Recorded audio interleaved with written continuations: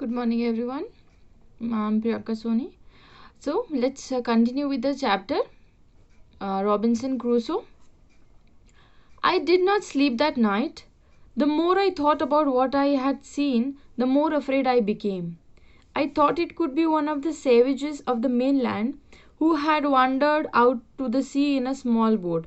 So he did not sleep that whole night because he was so scared, and he was continuously thinking about that who is that one person who is on that island, and he has not seen that person.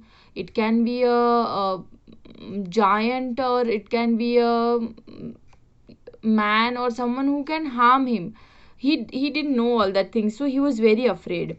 So he thought that it would be some one of the savages of the mainland who had wandered out to the sea in a small boat. It might be some of the people who keep roaming in the boats, no, just to see um, in the sea in a small boat. So he might be that one person who had just come there and might have gone, but he wasn't sure, and he was very scared of all these things.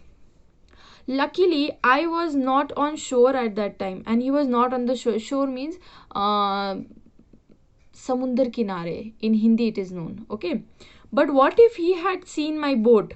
And now he was afraid that what if he has seen my boat? He might have thought that there is someone on this island. If he had seen the boat, he would have realized that someone lived on the island and would soon return with others to kill and eat me. So now he was afraid that if he had seen my boat, then he would have known that there is someone on the island, and then he would go back and bring more men and kill him and eat him. See, this is what happens when you live alone and you keep imagining things. He doesn't know that whether there is a man or not, but he is imagining all these things, and he has imagined that that person will kill him and they'll eat him up. So without knowing the fact, he has already imagined all these things. He has already imagined that he is dead. And so I lay fearful for many days and prayed for protection. So then for many days he was in fear, he was very scared, and he always prayed for protection, that nothing should happen to me and all that things. I am doing so, I was much comforted and began going out to investigate. So now, doing all these things, he was very comforted, and then he went outside to investigate to find out whether there is someone on this island or not. But even now, as I went forward, I looked behind me frequently, and still, after so many days, he went outside. He was still looking behind, that is there someone who's following him? Is somebody is not? If somebody should not be behind. So he kept looking just for his safety, because I was still very frightened. Because he was still very frightened, because the fear did not go from his mind of someone being on that island. However, as I went about for 2 or 3 days and saw nothing, I became a little bolder. So now he went out for went in the search for that particular person for 3 to 4 days, and he saw nothing. So what happened? He became bolder. Bolder means the fear slowly went away, and then he wasn't so much scared. I decided to go down to the shore again and examine the footprints once more. Then he decided to go to the shore where he found the footprint. No, he wanted to again investigate that footprint. Okay, I decided to measure it with my own footmark. He thought that it would have been my only footprint, and I am getting unnecessarily scared. So he thought that I'll go back and I'll examine the footprint and I'll measure it with my own footmark. That maybe it's his own mark and he might have forgotten.